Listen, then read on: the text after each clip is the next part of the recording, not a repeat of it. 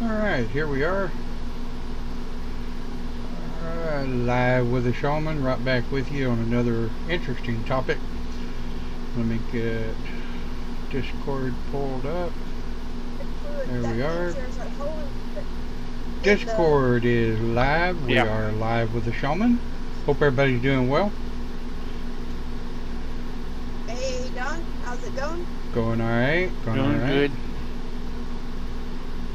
Alright. Of course, we have to put our disclaimer up there. This is an adult channel. We are liable to periodically use strong language, talk about topics that may not be politically correct, and use language that may not always be for the younger group to hear. We do not allow nudity, that's for sure. Dang it. A never expiring invite for Discord apps, if you want to be heard, is in the description. And as always, the link to the music that we use at the opening to give the artist of the YouTube channel a happy plug, because we like to use their music. Alright, our topic for today is trigger point or broadcast healing. Essentially, what's the difference? Is there a difference? Do we use the difference? Do we utilize a difference between trigger point and broadcast healing? What is it and how does it work? Do we need it, so to speak?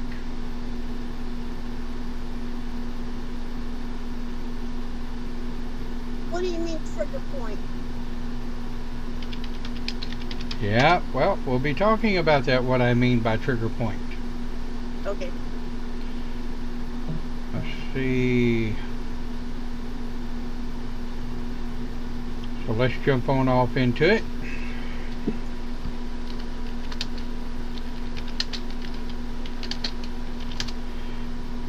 So, Cindy, I think you're driving down the road, so I know you're not in chat. Clint and I will keep an eye on chat. What is it? Clint, what is it from your point of view? Trigger point versus broadcast. Well, with trigger point, it's just specific areas or a specific target that needs to be taken care of. Either on a person or a certain point. And then with the broadcasting healing, it's sort of like a generalized use of it for multiple points, not just a single one. And like, when you say, I hope everybody is doing good and blessings to all, so it's just kind of a broadcast. It's not just specific person or thing. Absolutely. When you're talking about, like you say, when you're talking about trigger point, one of the biggest things that I use my terminated crystals for those of you that may not know, a terminated crystal is generally a relatively long crystal with a sharp point on one end and a flat side on the other. I was going to have a couple of my crystals in here today, and it completely sketched over the top of my head and I missed it. But yes, broadcast healing is like when you want to send out a bunch of energy to a bunch of people. Or also, there's one other that I didn't post just simply because I didn't want the title to be too long, and that is wipe healing. Excuse me. Wipe healing is exactly what it says it is. It is wiping the aura, wiping the energy field of an individual, starting at the top of their head and just kind of slowly wiping it down, wiping it out past the arm, out the fingertips, down through the body, bringing it through the abdominal cavity, down past the pelvic, past the hips, out each leg, and instruct your client to open the bottoms of their feet up. That way you have a place to discharge the negative energy. That is wipe healing. Some people call it differently. You'll see a lot of Reiki practitioners doing the type of wipe healing back and forth, or wiping down, or something of that nature in certain forms of Reiki. Trigger point, exactly what Clint said. Trigger point is finding a specific particular area that may be hurting, tight muscles causing problems, and you either want to use the energy of the hand, hover the hand over so that you've got the warmth circulating. We've got echo. Sorry. I'm muting on listener. Do what, Cindy? I'm going to mute it and just listen. Okay. Because I'm traveling, because I'm giving you echo. Got it. But when you're talking about trigger point is very important. When you're doing trigger point Christology, or if you're doing trigger point energy healing, if you're working on a specific particular area, for example,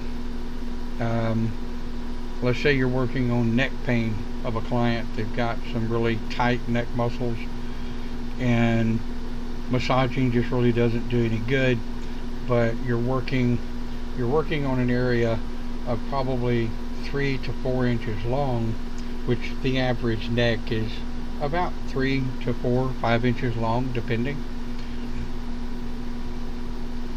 And the last thing you want to do is get on someone's neck and start wiping past their throat. You're wiping all that energy into their throat, into their jugular, into their lymph nodes and what have you. It could really kind of have an adverse effect. So that is where trigger point energy really works. What I will do is I'll lay my crystals in such a way so that they block off the head. I don't want the energy going into the brain stem, and I don't necessarily want the energy to go down into the back or the spinal cord, but I want that energy focused in a circle of about 3 to 4 inches, maybe 5 inches in diameter. So when you're talking about trigger point healing,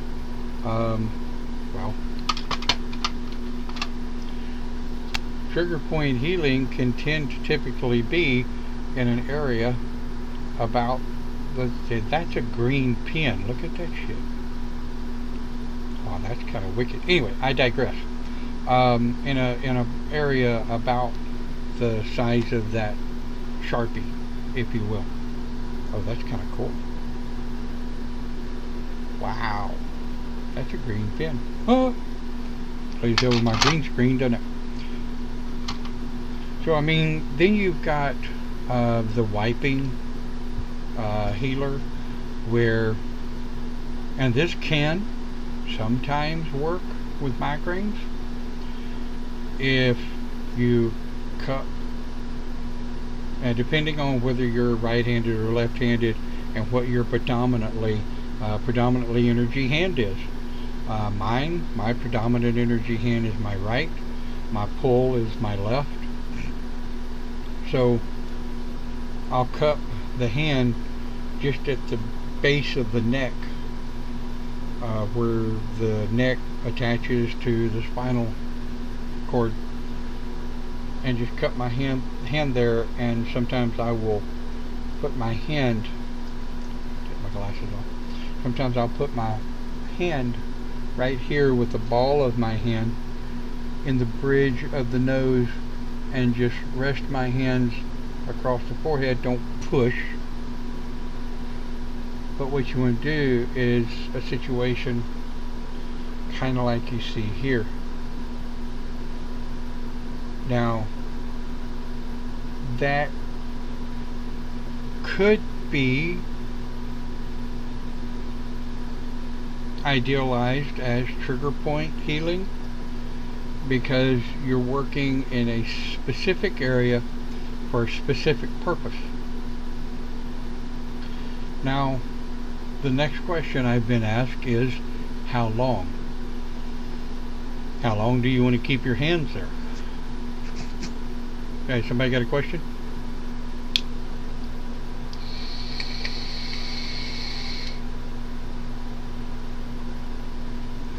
So, how long? I have a big lag. Sorry. Yeah, it's interesting. It's got to be in Facebook because I've got some really good bandwidth and really good upload speeds for a change.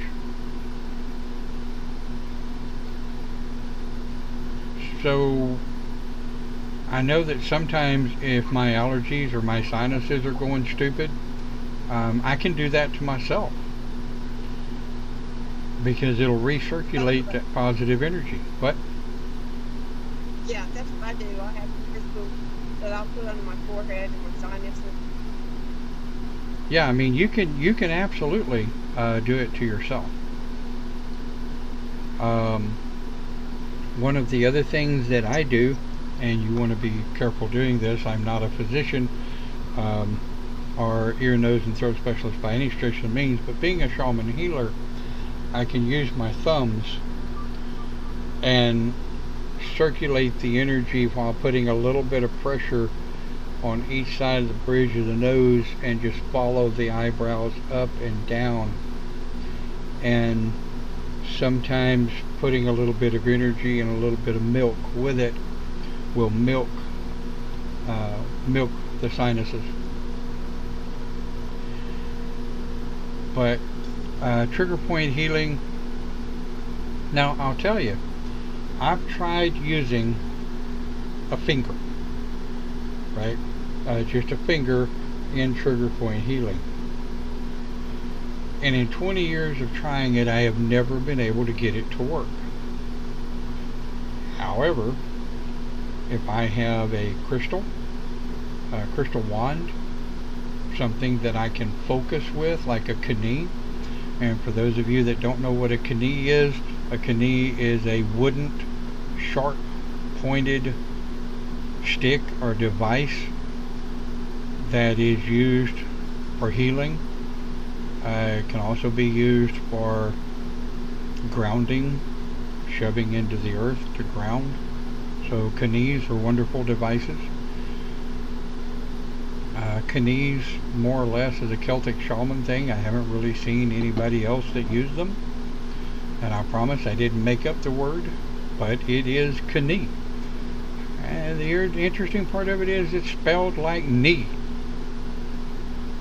Yeah. But when you're talking about trigger point, and I'm kind of really hammering on trigger point because it's one of the shaman's strongest tools for healing, is being able to needle point that energy into a specific area. And one of the areas that I wanted to talk about, first off, do we have any questions so far? Anything anybody wants to put in?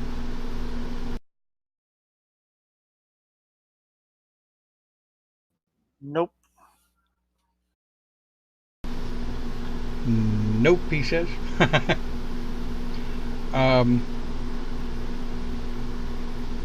Do you think we need to be careful or more aware when we're doing trigger point and or healing of any kind on a loved one?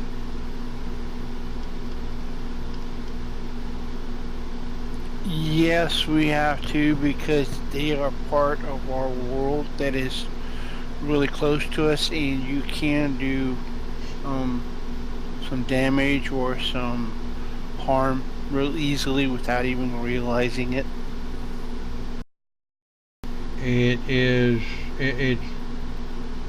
It's a big part of being able to separate your emotional self when you're working with a client. when you're working with a loved one, like you say, we can sometimes actually do more harm than we do good, because a part of our healing is used and done with our emotions. Well, if we are emotionally detached from a client, so to speak, or even a student, we can easily emotionally detach from a student to be able to do healing, to be able to teach. But when you're trying to do healing on a loved one, someone that you're really close to, sometimes, and not always, but sometimes, you can find yourself becoming emotionally attached enough that either you don't put the energy in that needs to be put in, or you overdo the energy that may need to be put into a particular situation. Because quite frankly, who wants to see their loved ones hurt?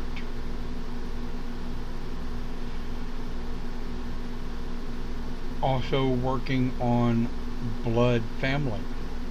And I'm not talking about chosen family, adopted family, or anything of that nature. I'm talking about actual bloodline related family. There's going to be emotions in the activity. I've never met anybody yet that could emotionally disassociate from a family member that they're trying to heal or working on. Some do it better than others, some hide it better than others.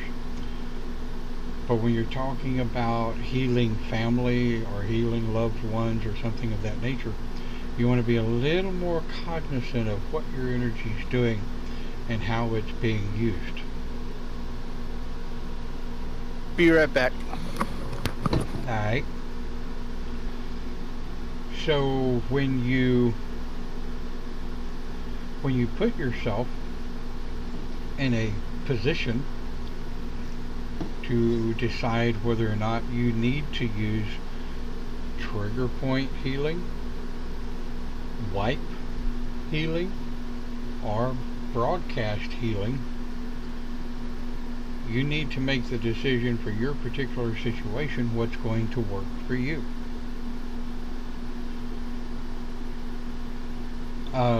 At some point this year, I'm going to try to bring out the crystals and give an idea of how I use crystals on a client and try to get an idea set up so that I can show the crystals. I tried it last year and it kind of worked.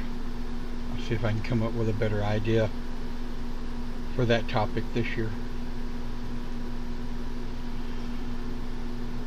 So in short, in all honesty, energy is energy, right? Energy is neither good nor bad. Energy is not black or white.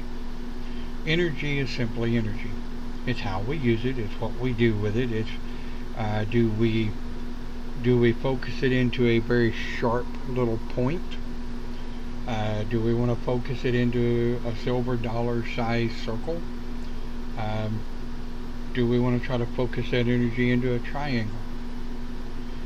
And as you become more experienced and you become more experienced because you've done it, you become more comfortable with what you're doing.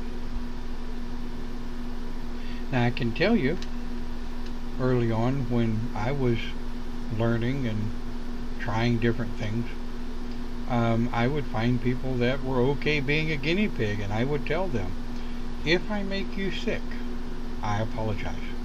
If I cause pain where there's not any pain, I apologize. You are agreeing to be a guinea pig while I'm learning and working on where the different energies go, what they do, how they work, how I am manipulating those energies, and what I'm doing with the crystals. So those of you that are coming up and being, becoming interested in shamanism, maybe you're not shaman, but you're studying healing. a lot of the same techniques are used in healing crafts all over the world. And it's like I've always said, not all healers are shaman, but all shamans are healers of one kind or another. Are you a shaman of the earth? Are you a shaman of animals? Do you prefer working with animals? Do you prefer working with humans? Are you a little bit of a jack of all trades? Shamanism is a lifestyle. It's not just a path. It's a who, it's a what you are. So when you're thinking about healing and such as this, and you watch our channel where we're talking about different forms of healing, if you're into witchcraft, take our idea, take our teaching, and manipulate that and farm it into what you would use within your witchcraft. Like I said, energy is energy. It's how it's used. It's how the heart uses it. It's how the mind puts it forward, and what you do with it that makes it good, bad, or indifferent. So broadcast healing is when you're sending out energy to a group of people that may have been hit by a natural disaster or mass shooting, unfortunately, in this day and age. Mass shootings, mass stabbings, mass chaos. We send out healing energy all the time to large groups of people. Wiping energy is personalized to the individual that you're working with. Let's say we've got a sore elbow. What I would do with a person that has a sore elbow is I would generally put my primary hand on the top, not touching the skin, but above the top, and then I will lay the elbow in my left hand, thereby giving it a ground. And I'll work with that energy within that elbow, moving back and forth and across the elbow, and ask the client where the heat is. Right? Well, you can consider that trigger point energy, because I am working on a specific area. I'm not worried about the forearm, the shoulders, the hand, the mind, or the body. I'm concentrating on that one hurt area. So that's going to be more or less a form of trigger point. Right?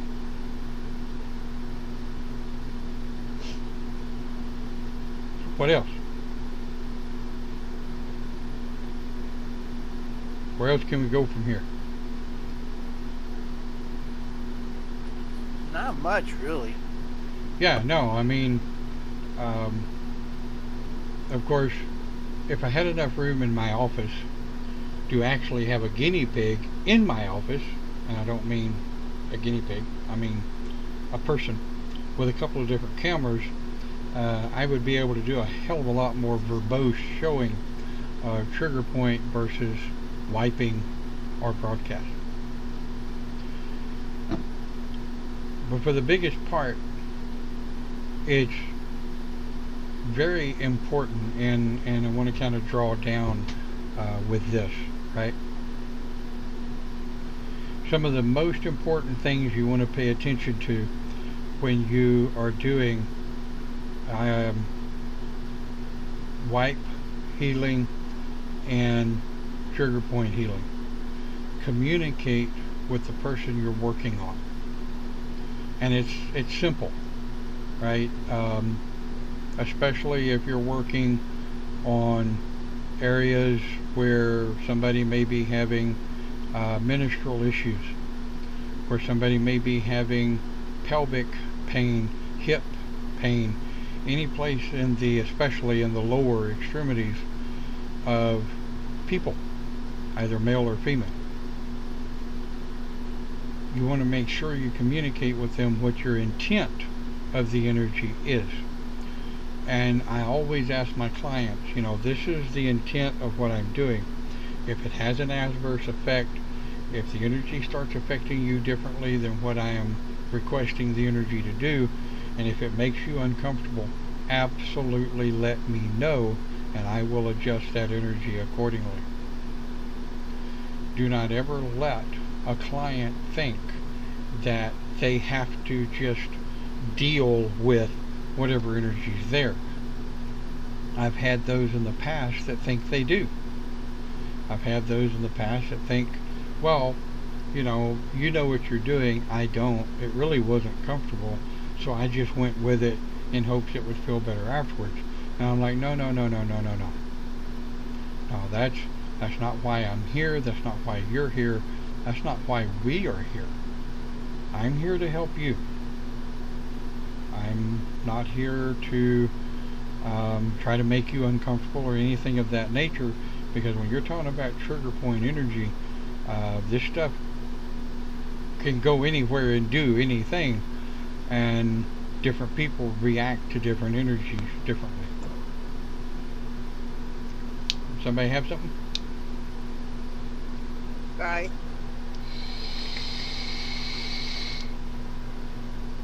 So remember to respect your client, remember to respect people that you're working with, and healing is all about respect and communication.